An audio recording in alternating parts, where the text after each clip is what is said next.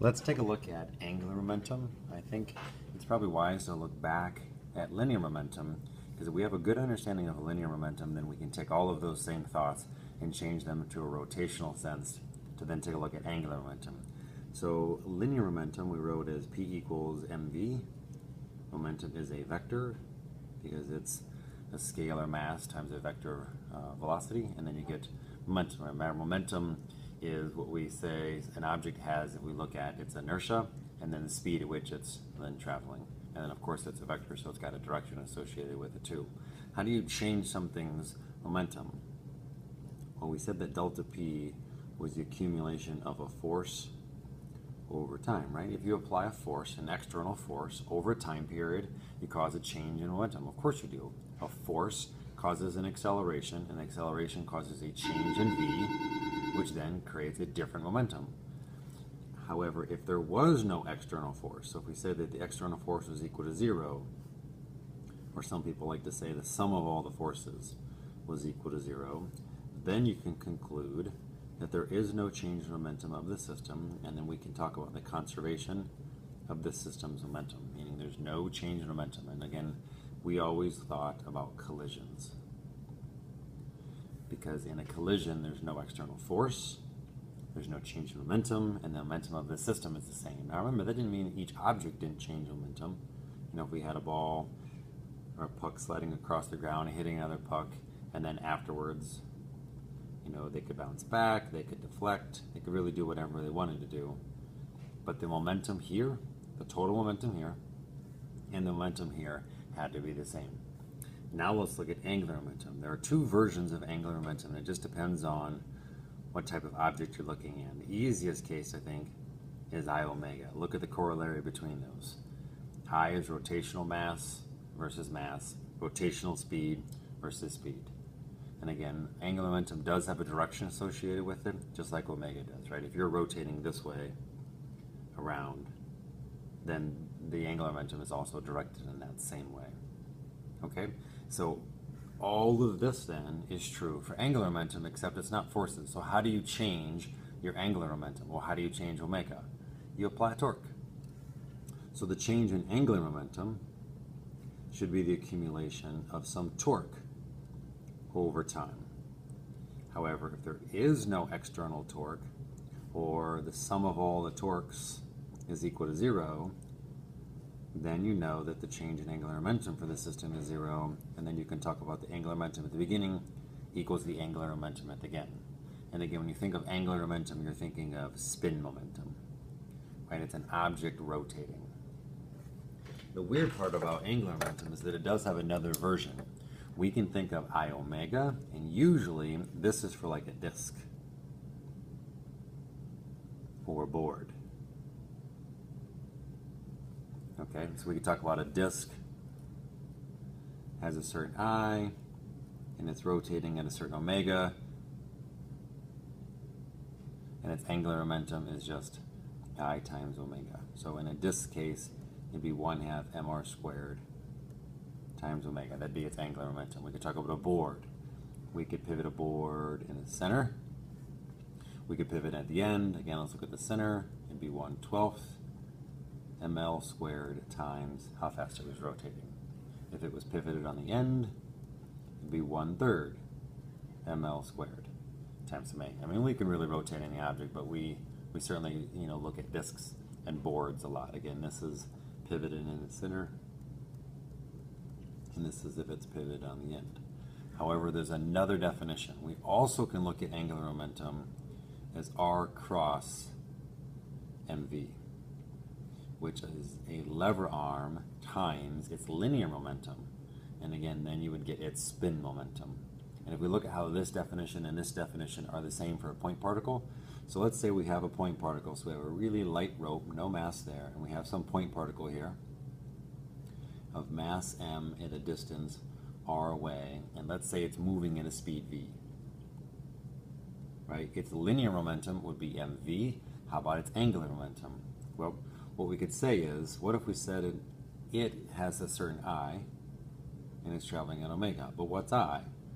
I for a point particle would be mr squared. And what's omega? Well, it's v over r. And then if we cancel this, we get mRV, which is the same thing as R times mv. And you see how the velocity and the lever arm are perpendicular, so we don't have to worry about this. And hopefully what we've decided is that I omega is the exact same thing as this definition. They're the same.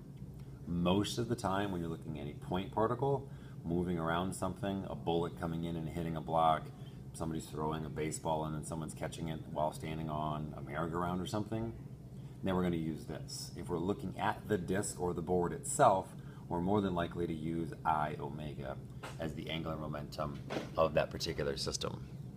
Okay, let's do a couple examples. Almost all the examples in angular momentum are all about conservation. It's not really useful to talk about an object's angular momentum. It's useful to talk about the conservation of angular momentum. So let's look at a case where we have the ground. Let's go ahead and take a board. The board's going to be hinged to the ground. And let's take a ball, or let's look at a couple of different cases. Let's talk about this being clay first. And so I made it clay because I want it to stick. So let's say it sticks here. This is some mass m, some length L, and then we'll call this little m, and it's thrown at V naught. Okay, so this is the scenario. We take a piece of clay, we throw it at some speed V naught, and it hits and sticks. And when it sticks, it's going to make this thing rotate. And so this is before. And afterwards, immediately after the collision, the clay is right here. And this whole thing is rotating with some omega. And so in the collision part, we want to use angular momentum. And so again, you have to go through the idea. Is there a net torque on the system? Well, no, because whatever force the clay applies to the stick applies to the clay, and there's no net torque on the system. Well, if there's no net torque on the system, that means there's no change in angular momentum. So we set the angular momentum at the beginning equal to the end. And when I say beginning, I mean just before the collision and just after the collision. Before the collision, remember there are two versions of angular momentum, R cross mv and I omega. R cross mv is probably what you want to look at in terms of looking at the angular momentum of the clay. Now, what about this cross product? Remember, the cross product always implies we want the lever arm to be perpendicular. So we only care about the perpendicular distance. I mean, this, at that moment in time, that's your R vector, right? Here's our pivot. MV is this way. But if we're looking at the cross product between R and MV, we're only looking at the perpendicular distance, which means this distance. And let's say the clay hits at the top of the stick, so that distance is actually L. And if you think about it, if you were trying to throw a piece of clay at a stick and you wanted to make sure that the stick toppled over or at least rotated with the maximum velocity, you would throw it at the top. You wouldn't throw it at the base of something to knock it over, you'd throw it at the top. We know inherently that we want a big vertical lever arm if our momentum is horizontal. So again, this is truly the R vector, but that's the perpendicular piece. So the clay's angular momentum at the beginning is L times mv, right? R cross mv. So mv times L. This doesn't have any angular momentum, it's not rotating.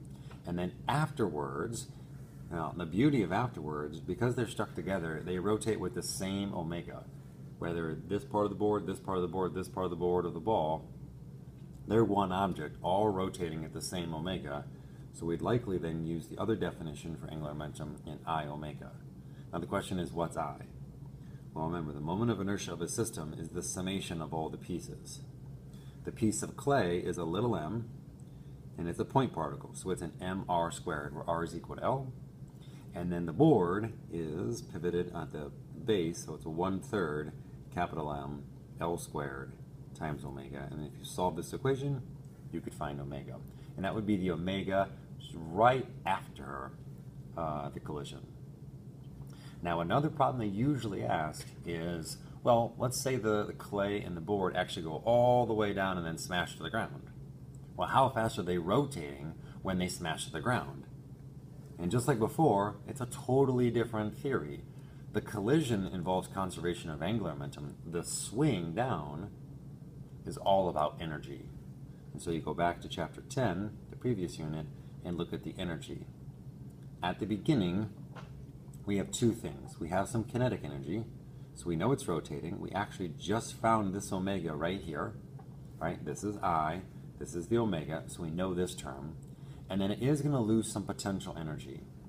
And so you got to think, okay, when it swings down, how much is the clay going to lose? Well, the clay is at a height of L, and when it's all the way down, the clay has lost all its potential energy. So there's some mgh, or h is L term. And then the board, and you've got to imagine the center mass of the board is here. It only actually falls a height of h over 2. So then we have mg L over 2. And then at the very end, right before it hits the ground, they've all lost their potential. It increased this to a new 1/2 I omega final squared. And this omega final would be the speed, the rotational speed at which it's traveling just before it hits the ground.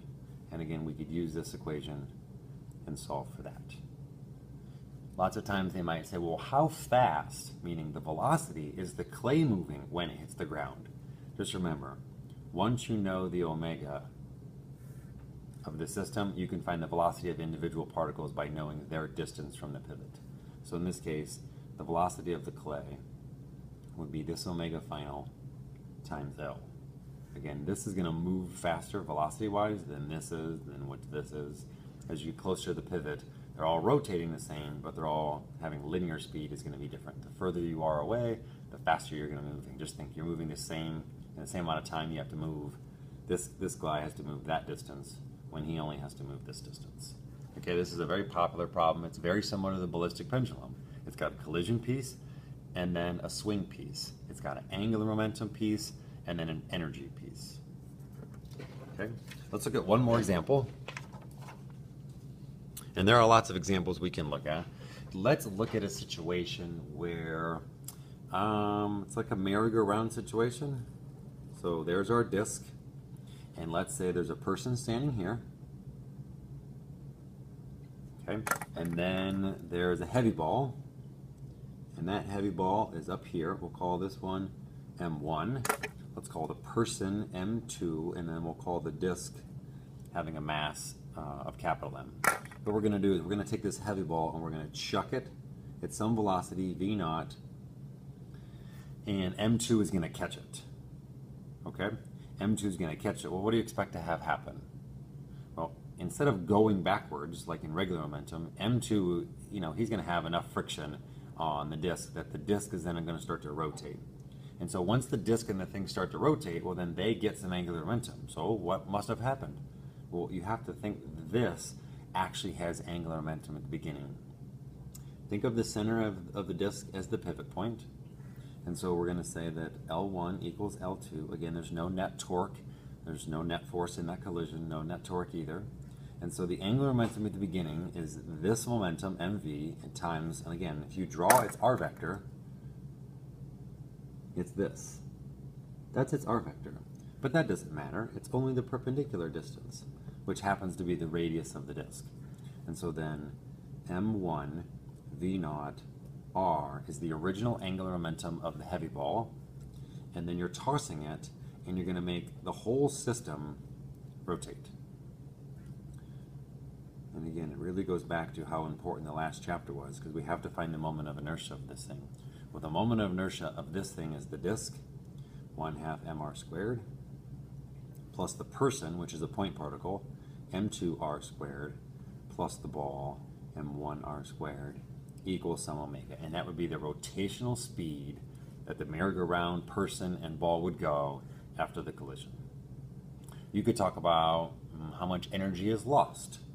Right, we're going to lose energy in that collision. So the original kinetic energy is just 1/2 m1 v0 squared.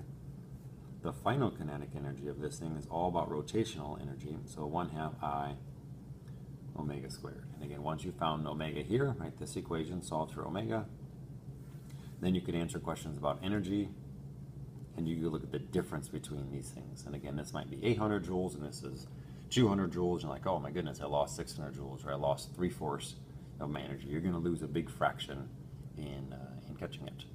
So you can do questions like that. The only thing I want to go back to is I want to make sure we're okay with what happens if something bounces. And again, let's look at the same picture we had before. What would happen instead of a clay ball? What if this was a rubber ball and you threw it in? This was some mass, some V naught. This was some capital M, some length L, and it bounced off. And let's say it hit and bounced off backwards, and let's say it lost half of its speed. Well, how would you set it up? And again, look back at your notes. If you're struggling with this idea, it's still conservation of angular momentum. The angular momentum at the beginning is still mv naught times L. Right? Remember, angular momentum is viewed as R cross mv, where the cross product makes sure that those things are perpendicular. So if this is horizontal, you're only looking at the vertical distance, which is L in this case. That's it originally. And then in the end, since it bounced off, and we called this angular momentum positive, then that has to be negative. So the ball then still has a negative m v naught over 2L of angular momentum afterwards, plus I omega. Where in this case, because it didn't stick, now the I is just 1/3 ml squared. And again, you could use this equation to solve for omega. And you could decide whether the omega is bigger now when it bounced or when it stuck. And again, if you just think about what this term does, it adds to this side. I is also smaller. Both of those factors make this particular version of omega bigger, which means if you want to make something spin, you don't throw a clay at it, you throw a rubber ball at it. You want it to bounce. So you're going to create a bigger force going this way, which creates a bigger angular momentum.